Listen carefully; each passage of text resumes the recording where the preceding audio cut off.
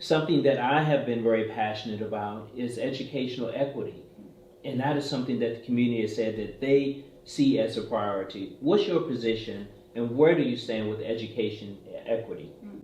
Equity is so important that any decision I make as a school board member, I will be viewing through the lens of racial justice and social justice. It's really important.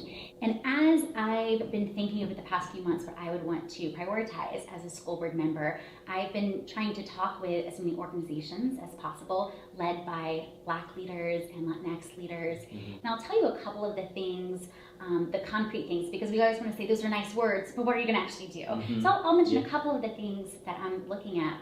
The first is preschool, and the second is using our schools as community centers. So let's talk about the first one first, preschool. It's such an important time in our kids' lives, in all of our lives really.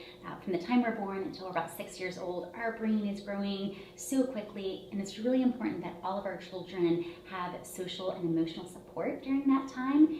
I believe it takes a village. It's not enough just for us parents. My kids were in preschool. It was important to them and to me. And I think it's also important that they have the age-appropriate instruction, learning their letters and their numbers. The second thing that I heard from a lot of leaders in our community was using schools as community resources and community centers. And I think that we're already doing that to some degree in our schools.